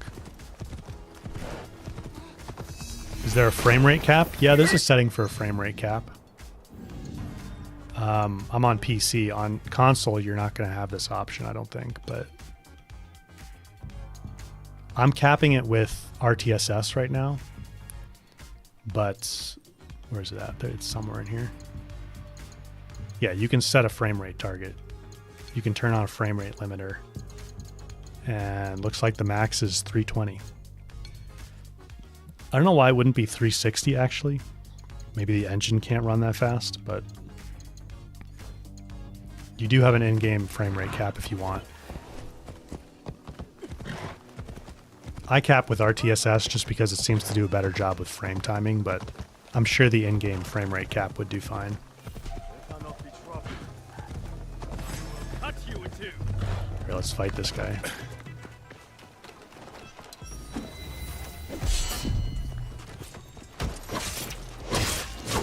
So Yasuke's parry is, he can also block. Well, not the red ones. But Yasuke can actually block like a white or blue attack. Whereas Naoe can't. You have to try to parry that. And hers is not actually called a parry. I think it's called a deflect. There is actually I think a gear perk that allows Yasuke to, or maybe it's a mastery skill. That allows Yasuke to block red ones.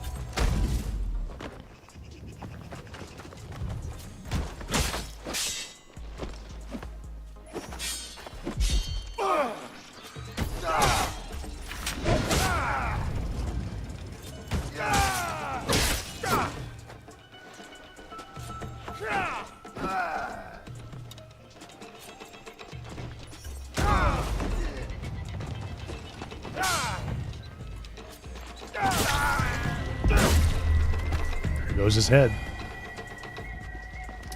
Blackhearts, is it using DLSS4? No, that's a good question. I don't think they implemented DLSS4 yet. I think it's DLSS 3 point whatever. But I'm sure they will add DLSS4 because they're going to have a number of DLCs that come out. So they're going to be doing updates to this game for a while. And I fully expect it'll get DLSS4 at some point. Yeah, he did lose his head, twinge. Pretty brutal. Let's turn the Pathfinder back on.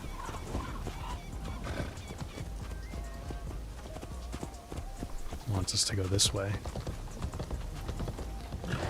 Did we pass our...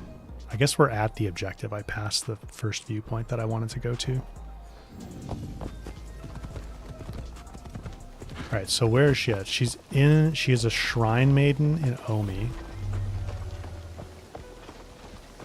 So she's somewhere around here. So this is where you... Oh, she's right here. Let me try and create an example for you, though. Like, if you didn't know where she's at...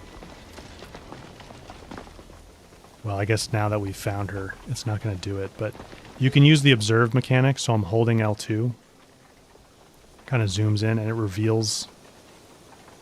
loot. It'll also reveal targets with a blue marker, kind of like those. There's one right there. That little tiny dot in the distance there.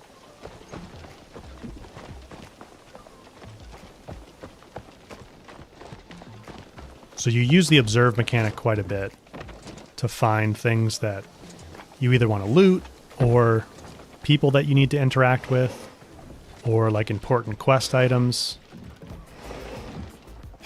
So this is just some loot. This merchant did not accept this Iron Hand's offer. Now he knows the Imai family. What would she make of this? This Iron Hand in Tamba province. I know his kind. They would trade someone's life for a sack of coins. Tamba is a vast region, but at least I have somewhere to start. So not exactly loot. The reason that one was blue is because it was a clue for like a side quest, basically. So that'll unlock some kind of side mission for us to do. Yesuke! Over here! Oh, sorry. Welcome to Otsu. Thank you. Neil, good to see you. Any news? Indeed. A high-ranking member of the group you are hunting has agreed to a duel on Otsu's famous setup bridge. A one-on-one duel is rare outside of battle. Yes. The challenge was posted on the town's notice board, but I don't know when it takes place or even which duelist is our target. So we should look around town for more. Start on the bridge. You might discover something.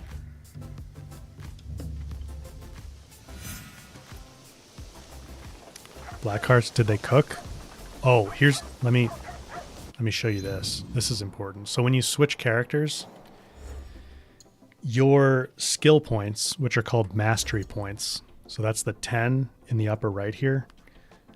When you get a mastery point as Naoe or as Yasuke, you also get one for the other character.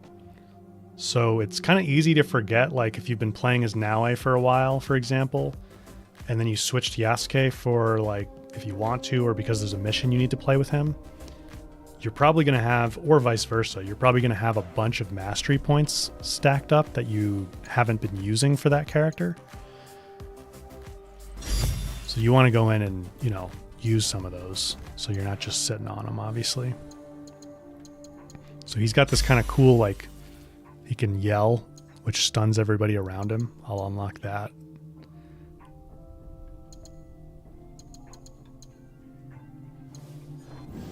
We'll just go with that for now. Let me remove these map markers.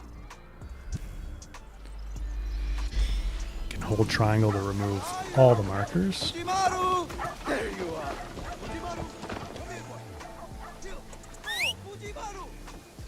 Shuaib, how many frames am I getting? About 60 to 90, I think, is what I've got right now. Let me see.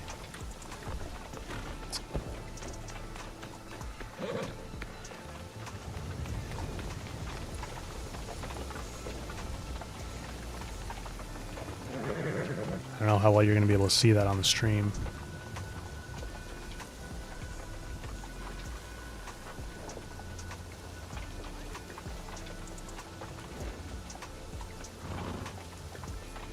So that's like 80, 81, 78, 75. So if I move the camera around a lot, it's like 80 something.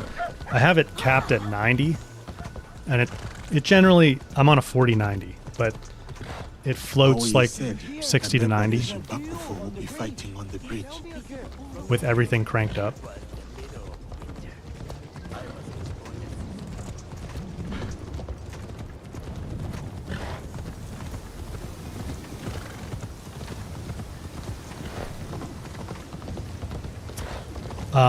But did they cook Black Hearts? I mean, I think you could say they cooked.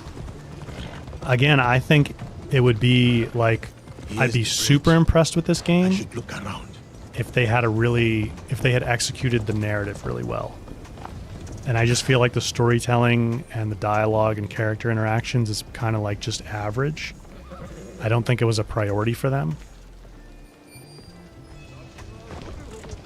So that's the weakest point for me. And if they had like knocked that out of the park, I would have been like, wow, this is like really good, you know. But I think they did a really good job with it. I will need to wait. It's not going to be my favorite game ever, but it's good. It's a very good game. Now we play the waiting game. Must wait until nightfall. See, like that's kind of what I mean with the dialogue. Like I feel like that's just kind of a poorly written line, you know. No one would really talk to themselves like that, you know. Our warriors are in place? Yes. He won't see us until it's too late. My uncle will be pleased when I bring him this old fool's head. For 10 years, Oda Nobunaga tried to kill this miserable old man. I'll do it in one night. Father, don't. It's an ambush. It has to be. The leader of the 53 families of Koga does not walk away. Especially not here. In the lands of my youth. In the place I call home.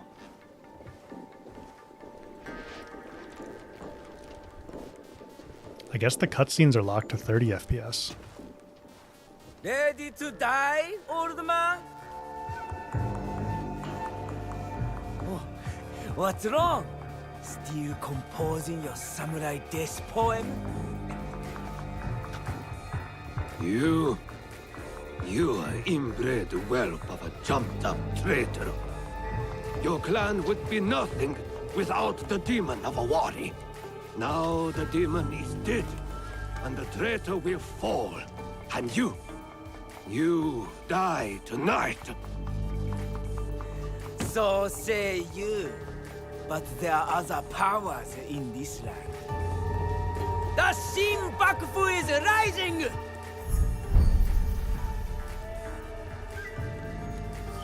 It is him.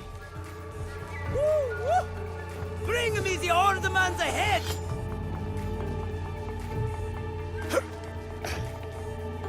Oh. Don't mess with Yasuke. He's like... Oh.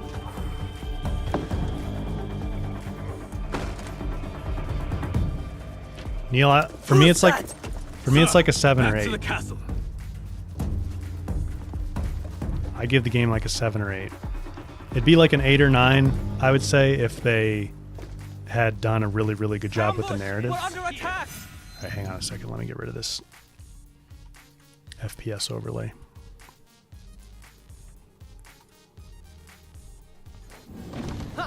Face me, cowards!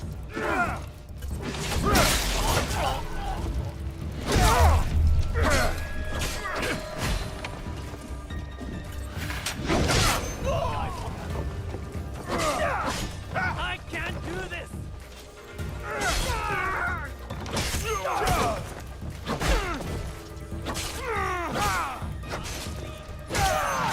Shooting at us! Run away!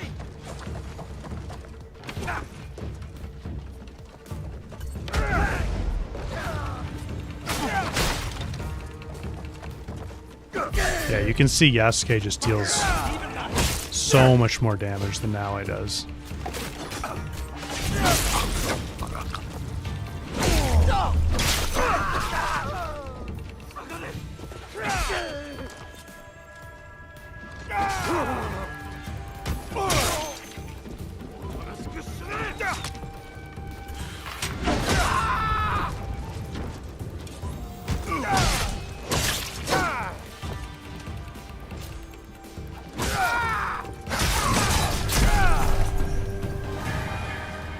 And I was just getting into the flow. Paris facial animations are strange. Yeah, that would be another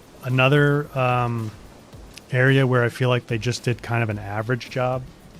Like, I don't know what their workflow was for animation, but I kind of feel like they did not fully do motion capture the way that like Forbidden West is done or The Last of Us. I think they kind of did more of a traditional mocap, or they did mocap, but then they just didn't polish it very much. Again, I just feel like all the narrative elements of the game were not a big priority for them, and that's the biggest downside of the game to me. Like, I really wish they had put more of a focus on that. That was an ambush, not a duel. But now we know. Akechi Kagemitsu is definitely Shin Bakufu. He ran back to Sakamoto. Is that where he lives? Correct. Akechi Kagemitsu holds a castle when his uncle, Lord Mitsuhide, is away. Then we must break in and take his head. Unless you have an army, I'd suggest a more careful approach. That old man, the other duelist, that was Shote, former daimyo of Omi. He also commands a shinobi of Koga. Shote. I know that name. One of Lord Nobunaga's most stubborn foes. Yes. If anyone knows a secret route into Sakamoto Castle, it's him. Where can I find him? He fled east. The 53 families have holdings in the shimmering fields. I will find him and get his help. Good. I'll inform Naoe of your plans. So I'll say this. Yasuke's story, I was surprised that I actually found his story more interesting than Naoe's. Like, his backstory is more complex. And he's a more troubled character. Like, he's just a more complex character. Whereas Naoe's story is not bad. It's just simpler. And so it's less interesting to me because it's like easier to just see like what her motivations are. They're very simple. Whereas Yasuke is a little bit more mysterious and complex. So actually some of the best narrative pieces are like, in my opinion, the Yasuke sections that you're required to go through. Blackhearts, they've been like that since Valhalla. Yeah, Paris, it's a full price game. Unleash, you're concerned you'll get bored without an engaging story. I think that's a possibility, you know, and knowing the games, me knowing some of the games you like to play, like, I think that's a possibility for you. Like, here's another way to think about this. If you had somebody that was like, should I play Ghost of Tsushima or should I play AC Shadows? And they hadn't played either one. And they don't have any kind of tendency towards either one, like they're not a big Assassin's Creed fan or something, I would tell them to play Ghost of Tsushima. Like, I think Ghost of Tsushima is overall better than Shadows in almost every way. I think graphically, from a technical standpoint, this is superior. Like, there's way more detail with the textures. There's much more clarity. But that's like an objective take on the graphics. I think subjectively, you could very easily argue, and I probably would actually argue, that like my preference would be the kind of stylistic choices that they made for Tsushima. Like, they do really interesting things with lighting, and it's a beautiful game, of course. It's not as photorealistic as this. And the big difference between them is just the storytelling is way stronger in Tsushima. It's going to be very interesting because we're going to have this game dominate a chunk of the year, right? And then Yote's supposed to come out sometime later this year, and everybody's going to be comparing this to Ghost of Tsushima, and then the sequel to Ghost of Tsushima is going to come out, and it's going to be like, I don't know. It's just going to be interesting, right? Personally, I think I will like Yote better. I can tell you I like Ghost of Tsushima better than this. And I'm not trying to say Shadows is bad. I think Tsushima's better because it has great gameplay. I would even argue you have a little bit more variety of gameplay in Ghost of Tsushima, although it does get very repetitive. And you definitely don't have as much like gear and build options as Shadows. So if that's a thing for you, then this has a lot more build potential and a lot more gear to play around with. But the enemy variety and like the boss fights in Tsushima are more bespoke, like they're more unique, and they're better, especially with Iki Island. Like, you get some cool variety there with combat and gameplay mechanics. And then what was I going to say? Like, the world of Tsushima, like the map, is definitely physically smaller. It's still a pretty big map, but it's definitely smaller than this, but it's denser too. Like, you can go in any direction for 30 seconds to a minute and you'll find something interesting to look into, or a puzzle to solve, or you know, some Ronin to fight. There are Ronin roaming around here too, but like I could run down this road for 2 minutes and really not find anything to do if I'm just out in the wilderness, you know? I don't even know what I'm supposed to be doing right now, actually.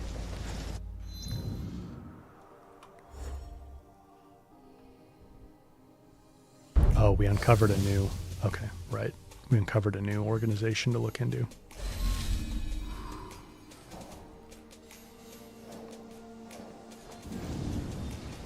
So if we were in the middle of a mission right now, we could switch back to Yasuke if we want, or Naue if we wanted to.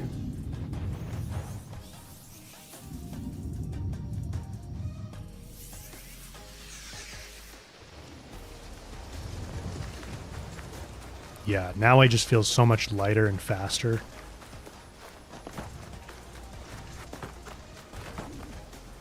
Just way more nimble. You know, I just like how that feels so much more to play.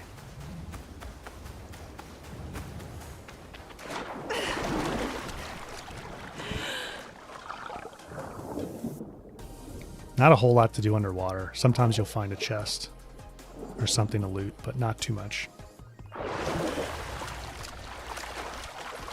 So yeah, I don't know. I guess my final thoughts here are like, I give it a 7 out of 10. Maybe an 8, depending on how much you really like exploring a big open world. I think the narrative aspects of it, both like the storytelling, the dialogue between characters, character development broadly is like all those things are the weakest point of the game. They're kind of just like an average open world RPG story. Graphically, it's really good. There's a ton to explore. There's a ton of missions to do. There's a ton of enemies to fight. Not a huge variety of enemies, so it starts to feel a bit repetitive. But I've played like 50 hours and I've enjoyed it. So it's a good game. I think you just have to understand what you're getting into, right? And if you're looking for a really strong story, you're probably not going to get what you're looking for here. I'll search over there. So hit me with more questions if you have them, guys. I think we'll probably end the stream in a couple minutes here, but I want to give you guys a chance to ask any questions or have me clarify anything.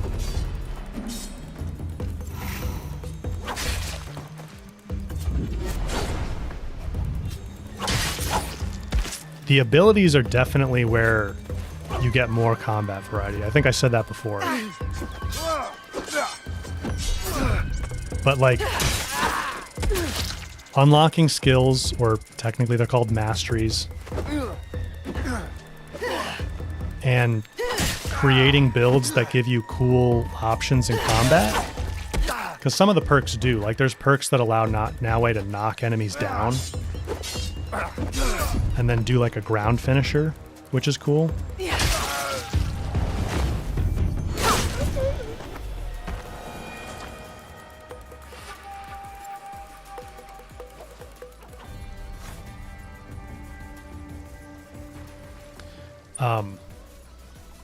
Yeah, I think to get the most out of the gameplay, in my path. you've got to get into all the gear and start upgrading things and start creating builds and that sort of stuff. That's pretty much what I'm saying. So let me just get back here real quick.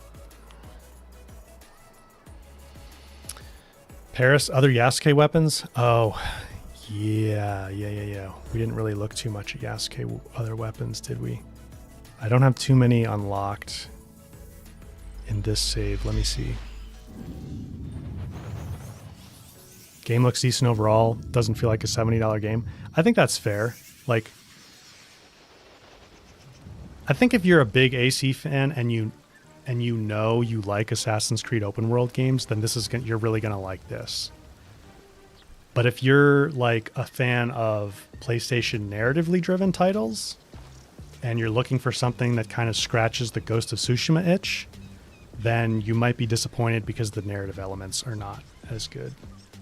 Let me go back. Show the lowest graphics settings, Paris? Yeah, we can do that. troubleshooter, what would I rate Ghost of Tsushima? Ghost is like a 9.5 for me. The gameplay just got kind of repetitive. That's my only thing. That's like my only big issue with Ghost, I would say.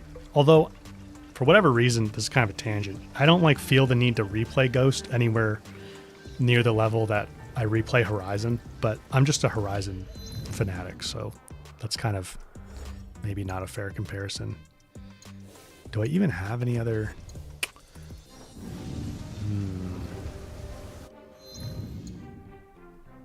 I might have to load up something else for us here. He does have other weapons. Like he's got the club thing, and he's got the bow and the rifle.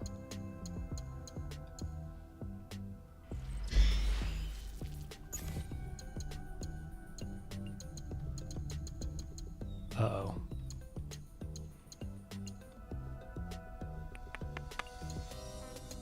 I might have overwritten my main save here. I have a backup of it saved, but yeah, I think I overwrote it somehow. Okay, well, I don't think we're going to be able to look at his other weapons right now unless I do have them in here.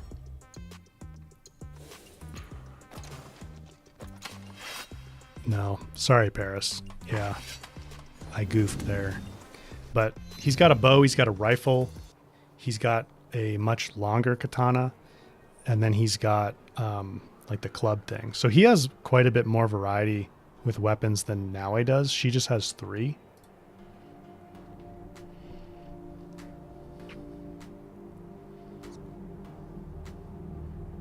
I do wish, I think I said this before, but I wish now I had a bow. VB, some games are amazing, but only need to be played once or twice. Yeah, that's kind of how I feel about Ghost. Like, I don't need to replay it a bunch of times, but I really liked the 2 playthroughs that I've done now. Kicks Nikki, which do I prefer in terms of melee fight, Ghost or AC Shadows? Ghost. I think Ghost is superior in almost every way, in my opinion. But the main difference being the narrative. Paris, you wanted to see it turned down with the graphics settings. So I guess I'll go like 1080p and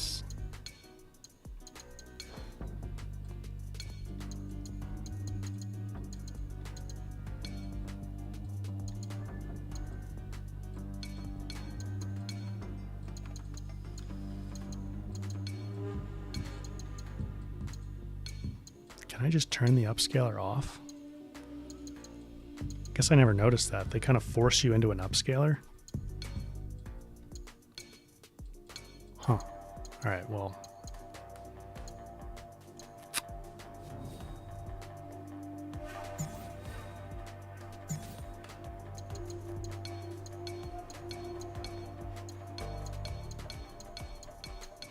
Turn everything down.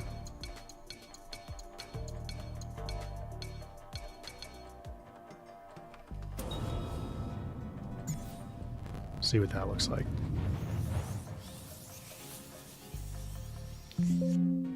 Oh, crashed the game. That's literally the first crash I've ever seen. That's not that concerning though. We changed a lot of settings there all at once.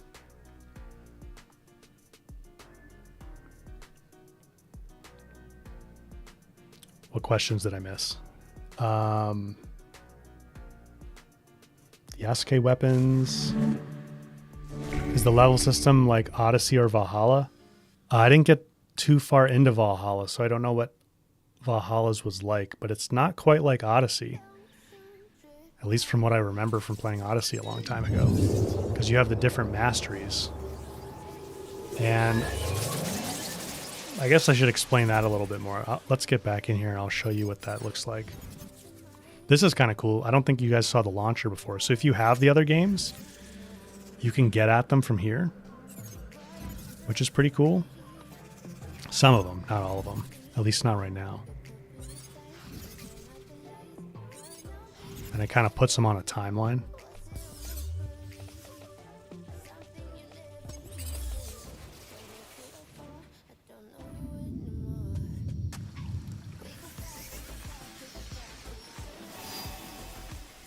All right, so did it save our settings or do we have to do them over again?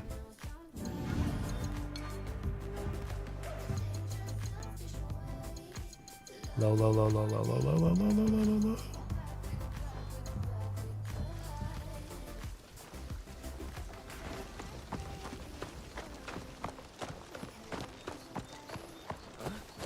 That's everything low.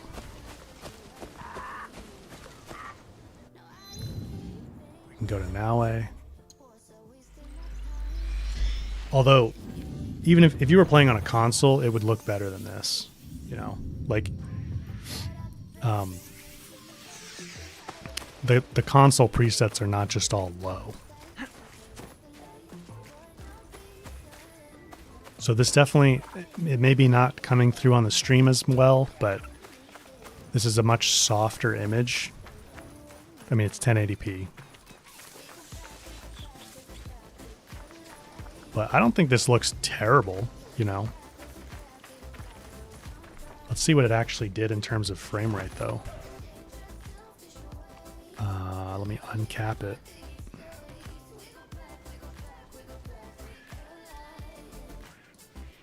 So now I'm running at like 138 FPS.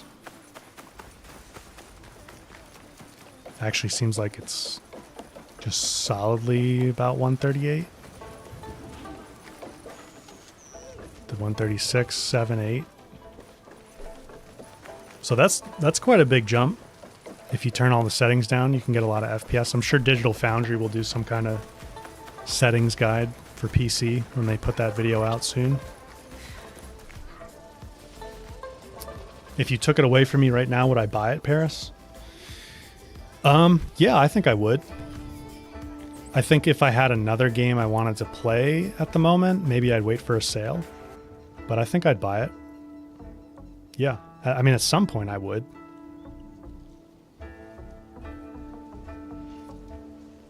So can you load past games through that load system?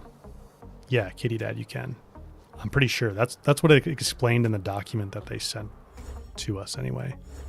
I just don't have those games on PC, so I can't actually do it right now. But with this, you tell me if this is how Valhalla is. So you have these different categories of skill trees that they call masteries, right? But then within each of these, you have 6 levels that you have to unlock with your knowledge level. So the lowest level here is level 1. And you see the little dash, the 1 dash, horizontal dash. There's 2 horizontal dashes, level 2. And there's level 3, 4, 5, 6, all the way at the top.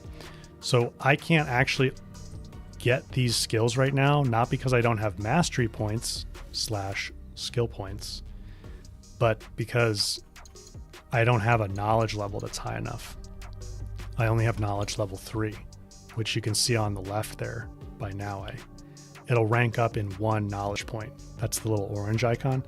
So you get knowledge points by doing different activities that are clearly marked on the map. Like, let's see if here's one right here. So if you go find all the lost pages at this temple, I'll get a knowledge point, and that'll unlock another layer of skills that I can access. Hopefully that makes sense.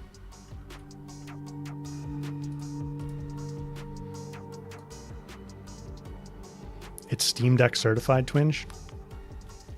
So the performance has to scale? Huh, I didn't know that. I thought they said they were working on Steam Deck compatibility, but that's cool.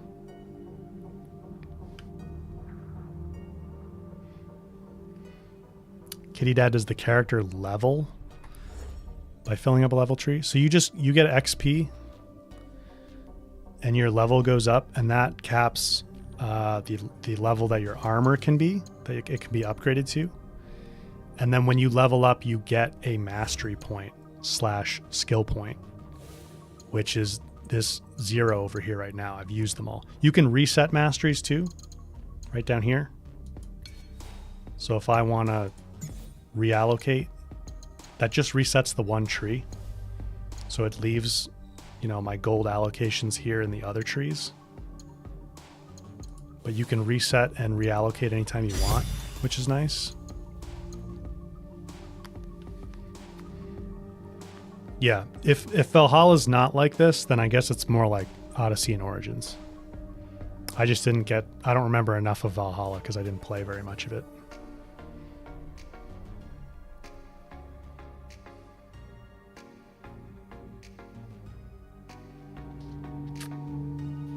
All right, guys. We have a Discord server, always linked in my stream descriptions and the video descriptions. So if you've got more questions or you're playing the game and you want to hang out with other people playing the game, feel free to come join the Discord server and we'd be happy to have you there. But I think that's going to pretty much wrap up my live review for AC Shadows. So appreciate you guys showing up for the stream. We'll do a Cyberpunk stream this weekend. I miss streaming with you guys. I've just been really busy lately. I'm starting a new job soon, which is exciting because it should give me more time for the channel, actually, which is awesome. But I'm not starting it quite yet, so it's just a little bit hectic at the moment, trying to wrap up things at my current job and get ready for the new one and cover AC Shadows and try and do Monster Hunter videos, so I just haven't been able to stream much lately. So, but it's good to see you guys live again, and we'll do a Cyberpunk stream this weekend as well. So I'll post about that a little bit later in the week if you want to come to another stream. If you're playing AC Shadows, I hope you like it. Either way, I hope I helped you figure out whether you want to buy it or not, or play it at some point. And yeah, I'll see you guys on Discord or on the next stream. Thanks for coming, and I'll see you this weekend. All right, guys. Take care. Bye.